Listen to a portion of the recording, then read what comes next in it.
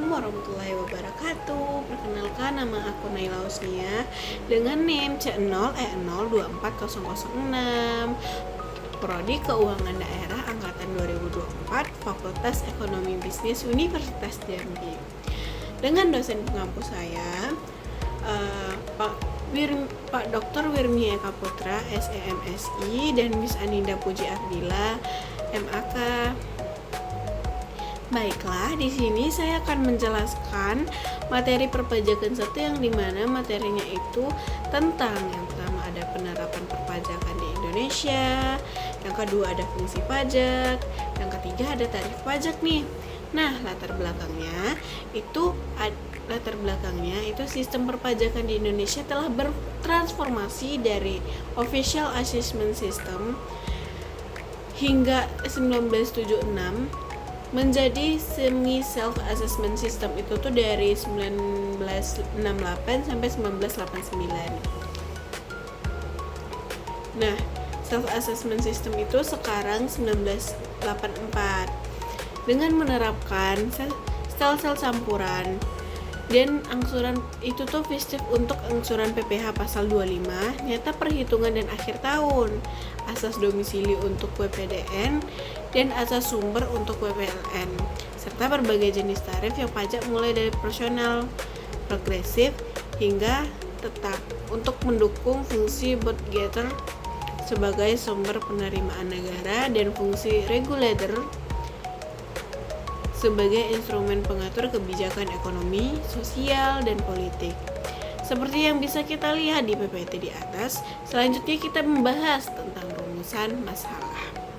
Yang pertama itu bagaimana penerapan sistem perpajakan di Indonesia ditinjau dari aspek stelsel, asas, dan sistem pemungutan pajak yang berlaku. Yang kedua itu kita bagaimana penerapan berbagai jenis tarif pajak, proporsional, progresif, degresif, dan tarif tetap dalam sistem perpajakan Indonesia. Dan yang ketiga itu ada bagaimana implementasi fungsi pajak sebagai instrumen budgeter dan regulator dalam mencapai tujuan pembangunan nasional.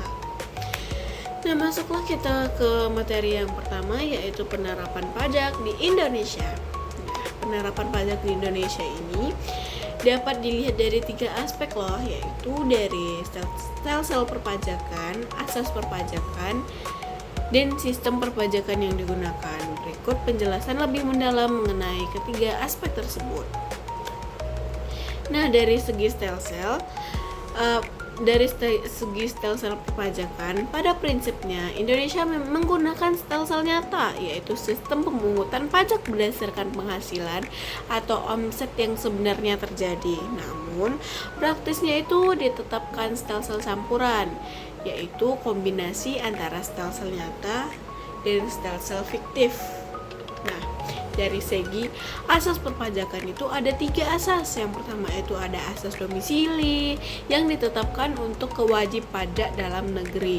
Yang kedua itu ada asas sumber, itu diberlakukan wajib pajak luar negeri yang hanya dikenakan pajak atas penghasilan yang bersumber dari Indonesia. Dan yang ketiga itu asas kebangsaan, itu digunakan untuk wajib pajak badan dan individu asing yang dikenakan pajak berdasarkan kewarganegaraan atau status hukum di Indonesia sesuai perjanjian perpajakan internasional yang berlaku.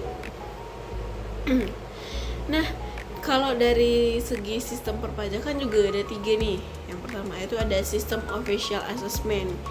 Itu tuh sebelum tahun 1967. Jadi pada masa ini dari awal tahun diterbitkannya surat ketetapan pajak, sementara dan pada akhir tahun Fiskus menerbitkan SKP rampungan untuk menentukan besaran pajak yang sesungguhnya terbuka. Nah, yang kedua ini tuh ada sistem semi self, itu tuh sistem semi self assessment, itu tuh pada tahun 1968 sampai 1983-an. Sistem ini tuh dikenal sebagai dengan tata cara MPS dan MPO. Menghitung pajak orang ya, MPO. Yang ketiga itu sistem self assessment. Nah, itu tuh mulai dari tahun 1984 sampai sekarang.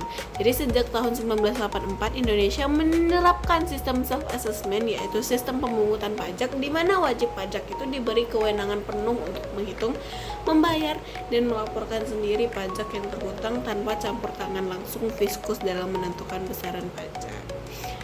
Nah, masuk kita ke materi kita yang kedua, yaitu ada namanya tarif pajak. Untuk menghitung besarnya pajak yang terhutang harus dibayar oleh wajib pajak. Terdapat dua unsur penting yang harus diperhatikan, yaitu tuh yang pertama ada dasar pengenaan pajak DPP, terus macam-macam pajak. Tarif pajak proporsional itu tuh merupakan jumlah dasar perhitungan dalam undang-undang pajak yang dijadikan acuan untuk menentukan besarnya pajak yang harus dibayar oleh wajib pajak. DPP itu berbeda-beda tergantung jenis pajak yang dikenakannya. Nah, terus yang kedua ini tuh ada tarif pajak progresif. Itu tuh tarif yang terus meningkat. Jenis tarifnya itu ada, yang pertama itu ada tarif pajak proporsional, tarif yang sepadan, terus tarif pajak yang besaran presentasenya itu tetap tidak berubah berapapun jumlah dasar pengenaan pajaknya. Contohnya itu kayak pajak hotel dan restoran yang juga dikenakan tarif sebesar 10% dari harga jual atau tarif. Nah, yang kedua itu ada tarif progresif. Nah, tarif yang terus meningkat gitu. Tarif pajak yang dimana presentasinya itu naik seiring bertambahnya nilai dasar pengenaan pajak. Nah, contohnya itu kayak pajak kendaraan bermotor. Di Indonesia kan juga mengadopsi tarif progresif nih untuk kepemilikan kendaraan kedua dan seterusnya. Nah, yang ketiga ini tarif pajak degresif, itu tuh yang menurun. Itu tuh tarif pajak yang presentasinya menurun seiring bertambahnya dasar pengenaan pajak. Tarif ini tuh kayaknya cukup jarang digunakan deh, terutama di negara berkembang karena cenderung bertentangan dengan prinsip keadilan pajak. Nah, yang keempat itu ada tarif pajak tetap. Itu tuh tarif pajak yang besaran nominalnya tidak tergantung pada jumlah pengenaan pajak atau nilai objek pajak. Ini jumlahnya konstan dan tidak berubah walaupun objek pajak nilainya berbeda. Nah, masuk deh kita ke materi kita yang terakhir kali ini, yaitu fungsi pajak. Nah, fungsi pajak ini memiliki dua fungsi yang sangat penting dalam konteks negara dan perekonomian. Fungsi tersebut dapat dilihat dari sudut pandang peran pajak sebagai alat pengadaan negara dan sebagai instrumen pengatur sosial dan ekonomi. Ada dua fungsi nih. Yang pertama itu fungsi obligator, yaitu anggaran. Itu tuh pajak berperan sebagai alat utama untuk memperoleh dana negara dan yang digunakan untuk membiayai pengeluaran negara sesuai dengan undang-undang yang berlaku. Nah, yang kedua ini ada fungsi budgeter, yang itu tuh fungsi yang anggaran. Nah, itu tuh dibagi jadi fungsi regulasi yang memungkinkan pemerintah untuk menggunakan pajak sebagai instrumen kebijakan yang dapat mengarahkan perilaku masyarakat dan dunia usaha sesuai dengan kepentingan nasional. Nah, berdasarkan materi yang telah kita bahas mengenai sistem perpajakan di Indonesia, dapat disimpulkan bahwa Indonesia itu menerapkan sistem perpajakan yang kompensensif dan fleksibel melalui pendekatan stelsel campuran, yaitu menggabungkan stelsel fiktif di awal tahun dan stelsel nyata di akhir tahun.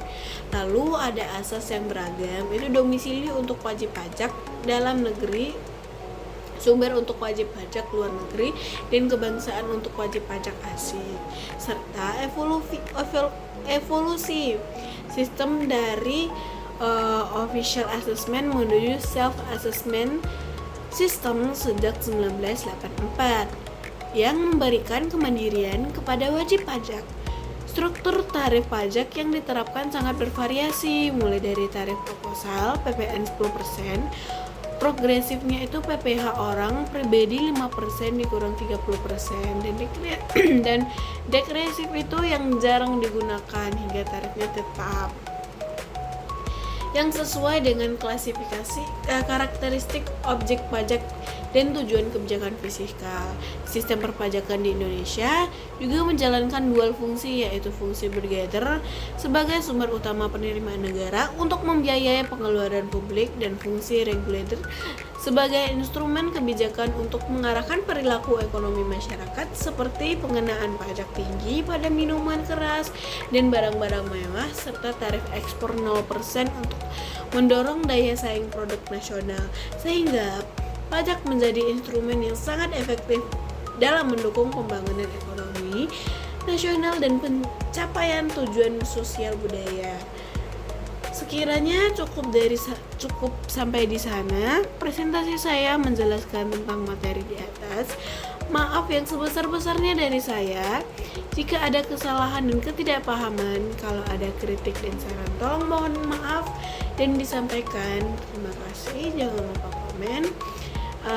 Sampai jumpa di video selanjutnya. Assalamualaikum warahmatullahi wabarakatuh. Bye bye.